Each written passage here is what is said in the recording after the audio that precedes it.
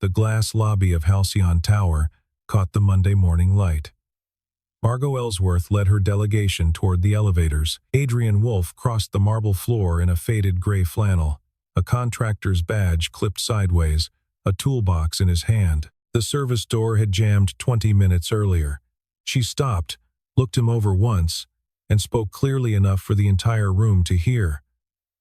"People like you don't belong here. The service corridor is that way." Adrian did not answer. He gave a single small nod and kept walking. Only his grip on the strap tightened, but did not shake. Adrian left his shift at 4:30 in the afternoon, the way he always did when the schedule allowed. The walk from the contractor entrance to Sawyer's elementary school in Lakewood took 12 minutes if the lights were kind. He had timed it more than once, and he knew which corner cost him 30 seconds when the crossing guard was slow. Sawyer ran out of the front doors with a paper folded twice in his fist. The drawing was a small airplane with one wing slightly longer than the other. The 7-year-old held it up like a flag. "That's a good one," Adrian said. "It's faster than the other ones," Sawyer told him. "Faster planes have one big wing. Is that the rule?" "That's the rule today." They walked home along the quiet streets of West Lakewood, the maples just beginning to turn. Their house was a single story with a screened porch and a kitchen that smelled, most evenings, like garlic and old butter. Adrian put a pot of water on the stove and pulled a box of pasta from the cabinet. Sawyer sat at the kitchen table with crayons. A framed photograph on the shelf above the sink showed a woman with light brown hair holding a baby Sawyer outside a Colorado hospital. Adrian glanced at it once while he stirred the pot, the way a man checks the weather without thinking. "Dad," Sawyer said. "Yeah. Are you sad?" Adrian set the wooden spoon down. He turned and crouched next to the table so he could meet the boy's eyes at the level they belonged at. "I'm okay," he said. "I have you." Sawyer accepted this as he accepted most facts. He returned to the crayons. After dinner, after the dishes, after the small ritual of teeth and pajamas, and the second glass of water Sawyer always requested and rarely drank, Adrian sat at the kitchen table alone. He opened a small leather notebook the color of dried tobacco. The pages inside were dense with notation, equations, timestamps, parameter strings written in a hand so precise it looked typed. He added a single new line, dated it, and closed the book. 20 minutes east of Lakewood, in the corner office on the 34th floor of Halcyon Tower, Margot Ellsworth ate her dinner, standing at the window. The dinner was a salad in a glass bowl, and she ate it with her eyes on a tablet propped against a vase. Garrett Vance had sent her the updated Project North Star safety certifications at 6:15. Every metric was green. Every line item had passed review. Every signature was in order. She let herself feel, for 30 seconds, what she allowed herself to feel only at the end of long days, the satisfaction of a system running the way she had been trained to run systems. Then she closed the tablet, locked her desk, and called her car. She did not think, that evening, about the man in the gray flannel she had spoken to in the lobby that morning. She had spoken that way to many people. She believed the words were a policy and not a wound. Adrian, at his kitchen table, turned out the light at 10:15. The leather notebook stayed on the counter beside the coffee tin, where he could reach it in the morning. He had been watching something for several weeks. He had not yet decided what to do with what he saw. The board meeting convened at 9 sharp on the 32nd floor on a clear morning in mid-September. Margot stood at the head of the long walnut table, a single page of notes in front of her. She did not need the page. She used it the way other CEOs used a wedding ring, as a small piece of armor in a room full of men who expected her to forget something. "Walter Hayes will be here in less than 2 weeks, she said. "He will sign the final authorization for the Department of Defense contract on Project North Star at the close of business on the day he arrives. Between now and then, I want no surprises." Heads nodded around the table. Garrett Vance sat at her right. The chief financial officer of Halcyon Aerospace was 47, gym-built under his charcoal suit, with the kind of clean haircut that suggested a standing Tuesday appointment. He distributed a thin stack of briefing folders. The numbers inside were beautiful. They were beautiful because he had spent the past 9 months making sure they were. "Safety certification is locked," Garrett said. "Schedule is locked. We are 12 days from a signed contract worth $420 million over the life of the agreement. Halcyon has not had a number that clean since the founding round. Margot allowed herself the smallest tightening at the corner of her mouth. She trusted Garrett the way she trusted few people in her professional life. He spoke her language. He had her instinct for the cost of indecision. 2 floors below, Adrian was on his back under a rack in server room B2.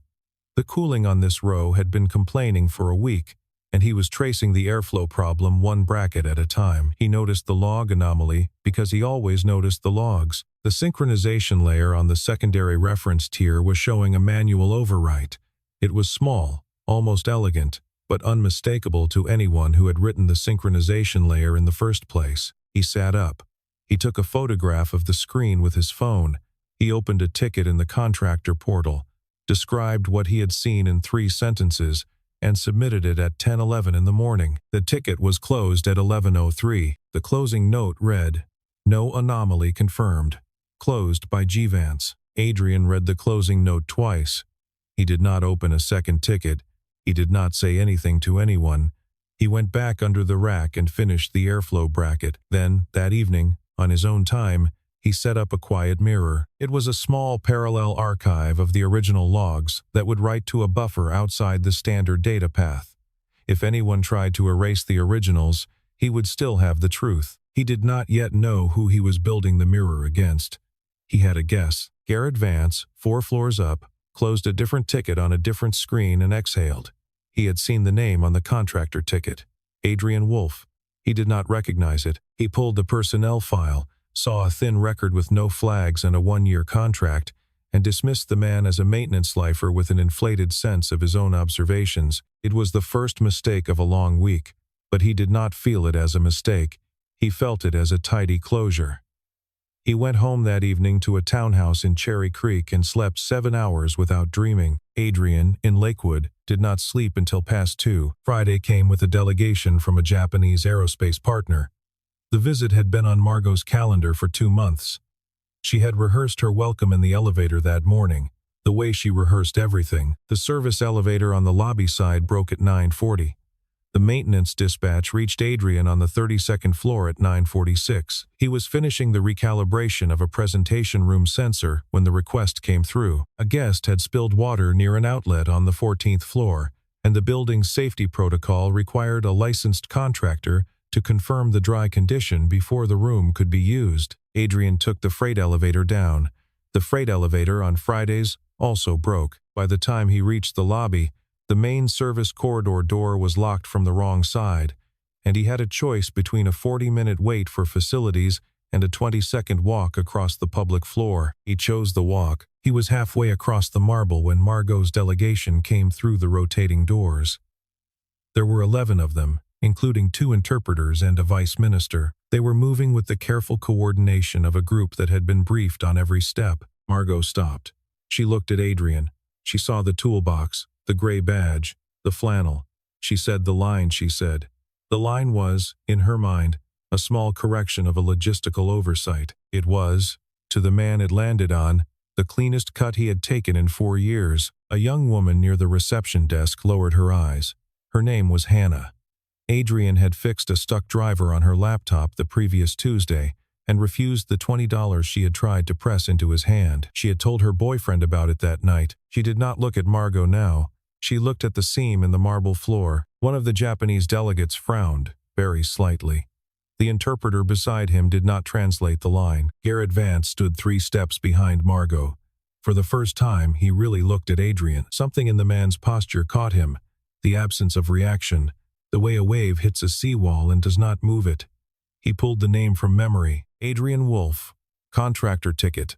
Closed. He filed the man under variable to be removed. Adrian reached the freight stair, climbed 2 flights, dried the spill on the 14th floor, signed the safety log, and rode the freight elevator back down. He went to the contractor break room in the basement and sat at a small round table with a coffee he did not drink. He pulled out his phone and opened the photo of Sawyer's most recent airplane drawing.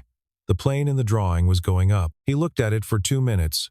Then, he put the phone down, washed his cup and went back to work. That night, After Sawyer was asleep and the dishes were dry and the leather notebook had received one more careful line, Adrian sat on the screened porch in the dark. The September air over Lakewood smelled like cut grass and wood smoke from a neighbor's fire pit. He thought about what he had been raised to be and about what he had chosen to be after.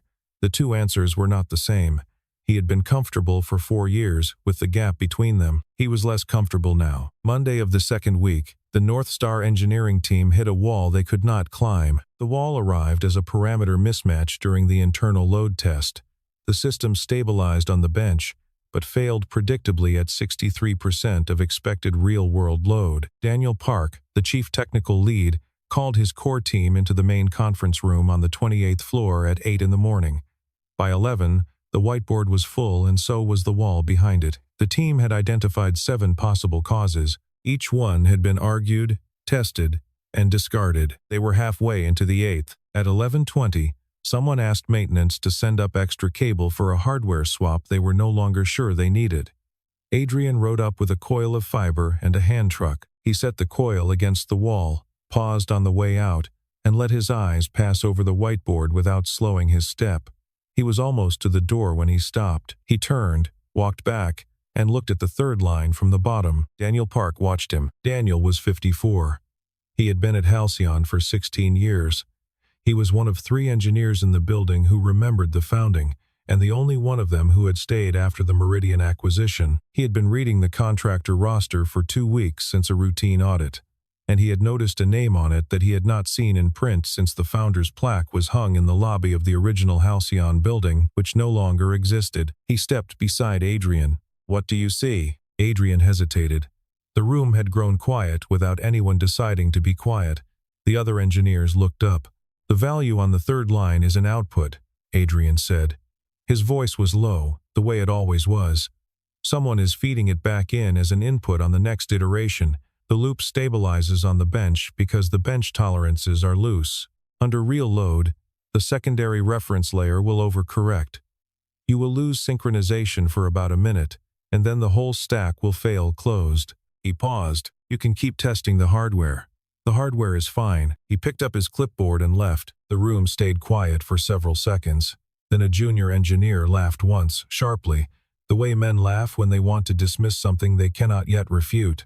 Daniel Park did not laugh. He looked at the third line on the whiteboard for a long minute. Then he asked the junior engineer to run the simulation Adrian had just described. It took 18 minutes. The simulation failed at 63% of expected load. The same number, the same minute. Daniel found Adrian in the basement coffee station 45 minutes later. "I need to ask you something," he said. "Ask."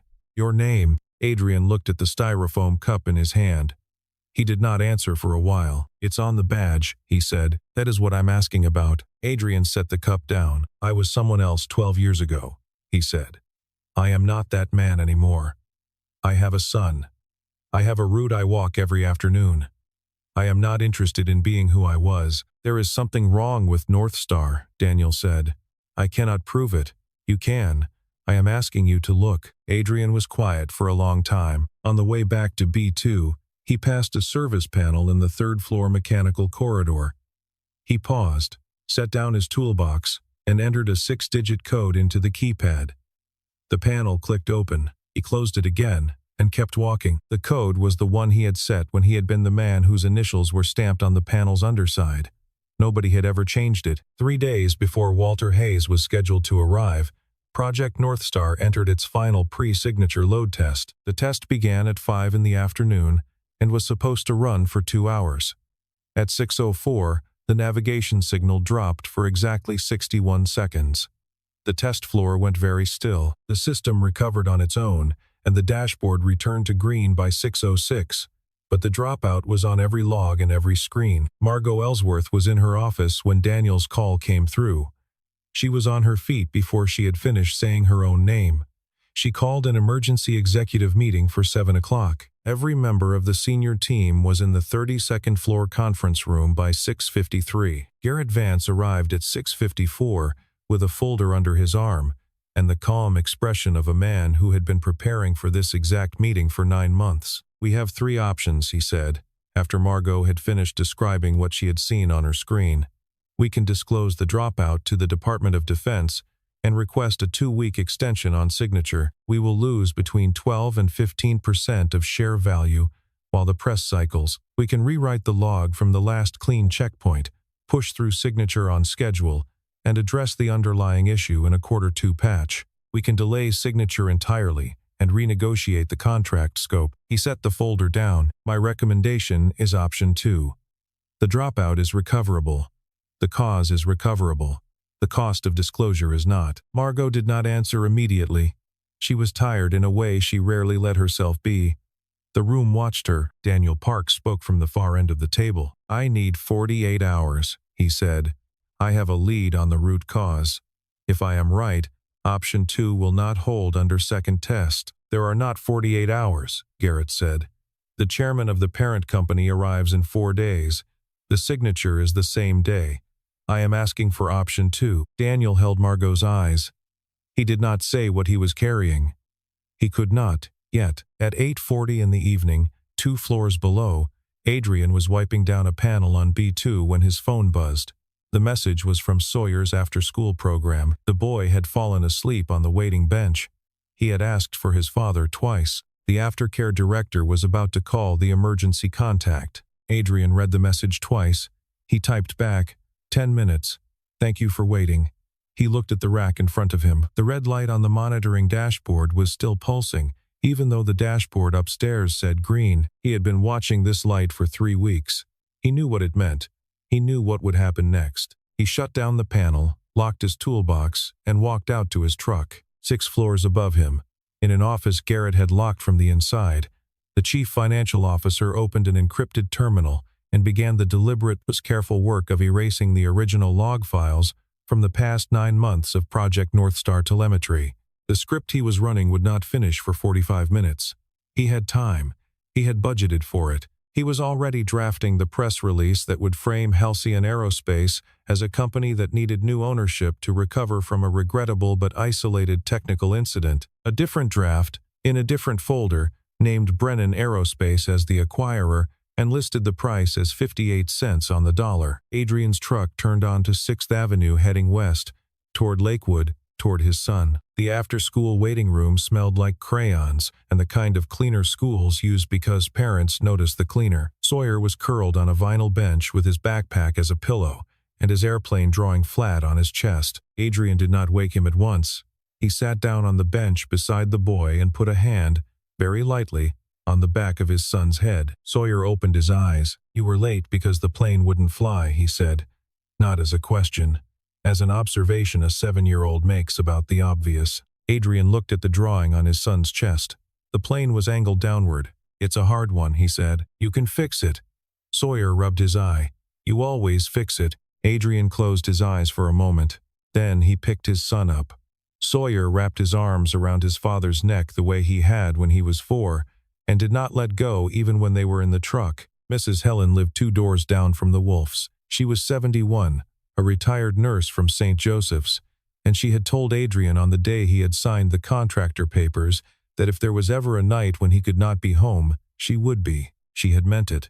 She opened her door in a quilted robe and took Sawyer from Adrian's arms without asking a question. Thank you, Adrian said. Go, she said. He drove back to Halcyon Tower. The freeway was almost empty. He reached the contractor entrance at 10:38 in the evening. Daniel Park was waiting at the door of Server Room Core, his administrator badge in his hand. You walk in on my credentials, Daniel said.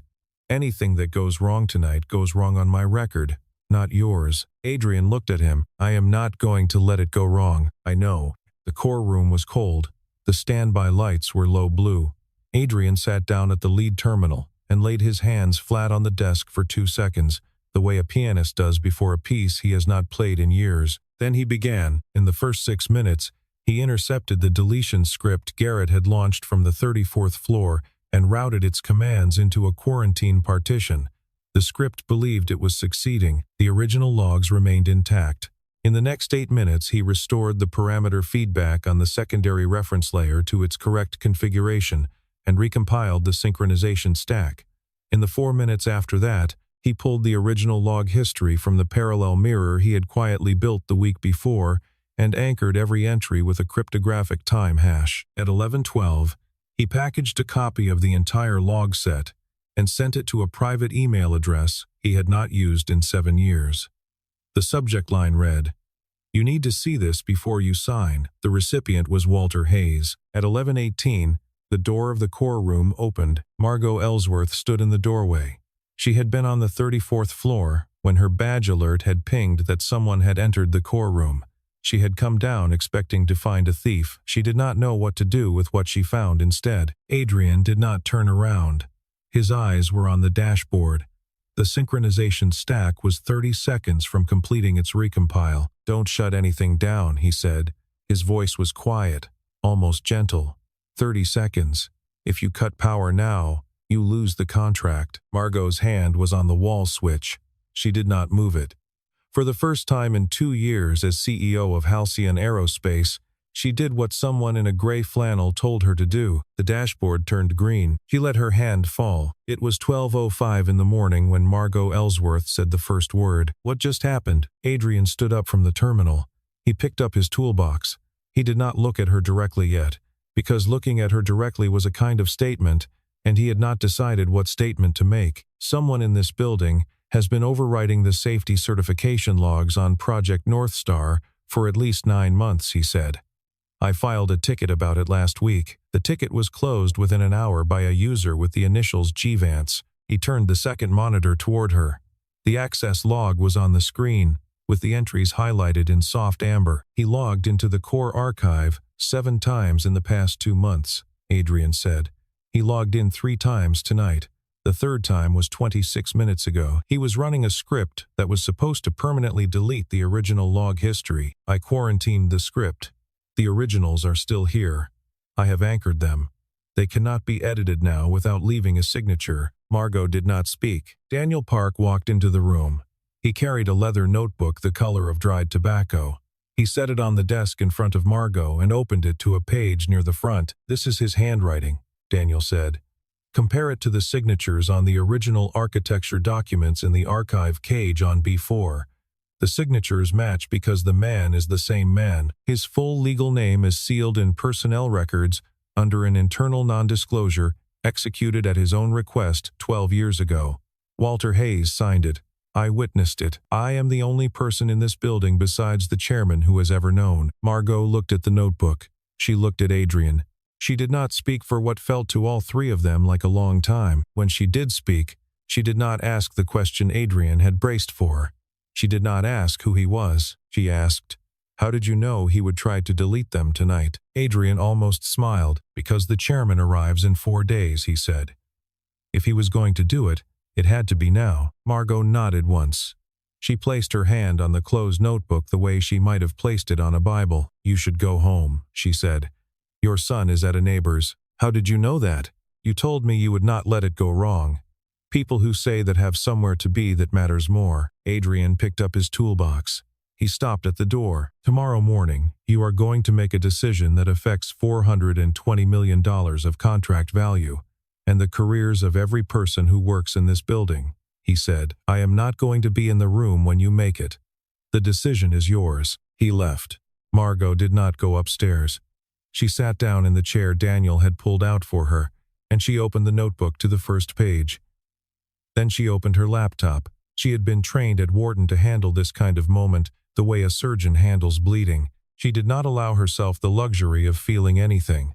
She allowed herself, instead, the discipline of reading every single document the man had just placed in front of her. At 12:32 in the morning, she sent a 1-line message to Walter Hayes. "Walter, I need you to come early." The reply arrived in 19 seconds, already in the air.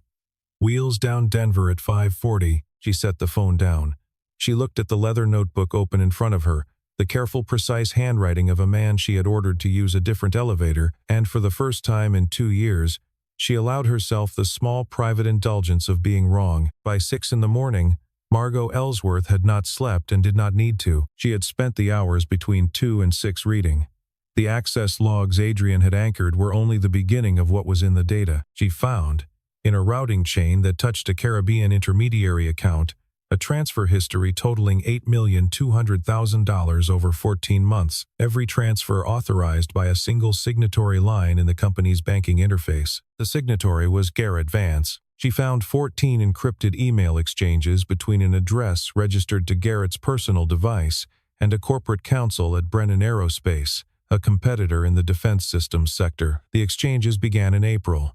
They became weekly in July. The most recent exchange, dated 3 days earlier, contained a draft stalking horse acquisition bid for Halcyon Aerospace at 58 cents on the dollar. The bid was scheduled to be filed the following Tuesday. She found a calendar entry on Garrett's office machine, labeled only WH Dinner Thursday, scheduled for the night of the same day Walter Hayes was supposed to sign the Department of Defense authorization. The entry had been created 6 months earlier. At 8:15, she ordered coffee from the building's cafeteria for the entire executive floor. She drank none of hers. At 9 sharp, the senior executive meeting convened. Garrett arrived at 3 minutes before the hour. He wore a charcoal suit and a blue tie. He sat in his usual seat at her right hand. He believed he was about to receive authorization to proceed with option 2. Margot did not speak immediately. She slid a folder across the walnut table. Garrett opened it. He read for approximately 4 seconds. His expression did not change. "You are being manipulated by a maintenance contractor," he said. "Walter will not believe this. I have a relationship with him that predates yours by a decade." He stood up. He took 1 step toward the door. The door opened from the other side. Walter Hayes walked in first. He was 62 years old. He had flown overnight from New York in a private jet he owned outright, and his charcoal suit was slightly creased at the elbow. He did not look at Margot first. He did not look at Garrett at all. He walked across the room to Adrian Wolfe, who had entered behind him in the same gray flannel, the same gray contractor badge, the same scuffed boots. He extended his hand. Adrian took it. The handshake held for nearly 4 seconds. Walter spoke clearly enough for the room. "It has been a long time, Adrian. Thank you for the file." Garrett did not move. The room did not move. A vice president at the far end of the table set down a pen. Walter turned. He nodded to Margot. "Please continue your meeting," he said. "I will sit in the corner. The room is yours." He pulled out the chair at the far end and sat. Margot did continue. She read the bank trail, the email correspondence, the calendar entry, the draft acquisition bid. She did not raise her voice once. She named each piece of evidence and laid each piece on the table. Garrett interrupted twice. The first time, she let him finish. The second time, she did not. "Sit down, Garrett." He sat down. When she was finished, 2 attorneys from the Meridian corporate legal team and 2 officers from the building's executive security walked in through the door Walter had left propped open. The officers did not raise their voices either. They escorted Garrett out through the door he had tried to leave by an hour ago. He did not look at Walter. He did not look at Adrian. He looked at Margot once, and what he was trying to communicate did not arrive because she had already returned her attention to her notes. Walter Hayes sat in the corner for the rest of the meeting, but he was not silent. When Margot finished the operational portion, he stood. He explained, briefly, what he had wanted Margot to hear from him directly rather than from a sealed file. Adrian Wolfe was one of 3 original co-founders of Halcyon Aerospace. He had designed and written the architecture of the core synchronization layer that every system in the company, including Project North Star, still ran on. He had stepped away from operations 12 years ago, 3 weeks after the death of his wife, in a single-vehicle accident on Interstate 70 west of Vail. Adrian had requested at that time that his founder records be sealed under an internal non-disclosure. Meridian Holdings, which had acquired Halcyon 2 years later, had honored the seal. Walter had been aware that Adrian had taken a contractor position 1 year ago. Walter had not interfered. He had believed it was Adrian's choice to make, and not his. "I would have told you when it became relevant," Walter said to Margot. "Last night, it became relevant." Margot did not respond. She wrote 2 words on her notepad. The 2 words were "thank you." She did not show the notepad to anyone. By 11 in the morning, the Meridian legal team had transmitted a sealed complaint to the relevant office of the United States Department of Justice. By 12:30 in the afternoon, federal agents had taken Garrett Vance into custody at his Cherry Creek townhouse, where he had returned 20 minutes earlier to retrieve a passport. The charges, when they were unsealed 3 days later, ran to 11 counts. The most serious of them was fraud against the United States government on a defense contract, a felony that does not, in practice, see early release. By 2 in the afternoon, Brennan Aerospace had received a phone call from its outside counsel and had quietly withdrawn its acquisition interest. By 3, the Halcyon stock, which had opened down 9% on rumors before the news broke, had stabilized and was climbing. By 4:30, after a brief and carefully worded press statement, the stock closed up 8. At 4:40 in the afternoon, Margot Ellsworth went down to the basement, to server room B2, and found Adrian packing the contents of his contractor locker into a small canvas bag. She stood 3 steps from him. There was no desk between them this time, no podium, no marble. Only the low blue light of the standby panels and the faint hum of the cooling system. "I came down because I needed to ask you something," she said. "I don't have a right to the answer, and I am not going to pretend I do.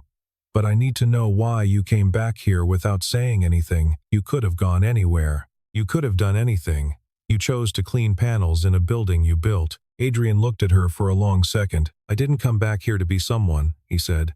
"I came back because the walking route from this building to my son's school is 12 minutes. I measured it." Margot did not speak. She did not look away. She nodded once, very small.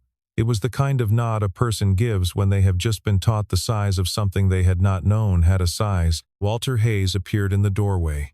He did not come in. He spoke from where he stood. "Adrian, you do not have to take a title. You do not have to take an office. But Halcyon is still half yours by every standard that matters to me. Tell me what you want, and I will sign it before I leave Denver." Adrian was quiet for a while. "Give Daniel Park the chief technical officer position," he said. "He has been holding the Corps together for 12 years. He earned the title 12 years ago. I am asking you to make it official." "Done," Walter said. "What else?" "Nothing else," Walter nodded. He looked at Margot once on his way past her, and what passed between them was not approval and not censure. It was something closer to a handing over. 3 weeks later, on a Friday in the middle of October, Project North Star was signed. The ceremony took place in the 32nd floor conference room. The Department of Defense representatives signed first. Walter Hayes signed second. Margot Ellsworth signed third. The signed contract was photographed for the company archive but not, by request, for the press. Garrett Vance was awaiting trial in a federal facility in El Paso County. His name was not mentioned at the ceremony. Daniel Park's promotion to Chief Technical Officer was announced in the same week. His acceptance remarks at the all-hands meeting that Friday afternoon ran exactly 1 sentence. "I have been keeping this seat warm for the man who designed it," he said. "He can sit down in it any time he wants." Nobody in the room asked who he meant.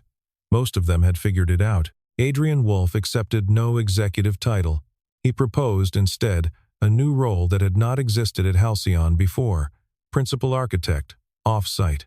The position came with an office in a small, low-rise building on Wadsworth Boulevard in Lakewood, 3 blocks from Sawyer's Elementary School. The position came with no direct reports, no executive meetings, no required attendance in a suit. He went into the Halcyon Tower 2 days a week. He used the front door. His salary was set high enough that Sawyer would attend whichever school the boy chose, including the ones that came after the ones Adrian could imagine yet. On the last Friday of October, Margot Ellsworth drove herself to the small office on Wadsworth. She had not called ahead.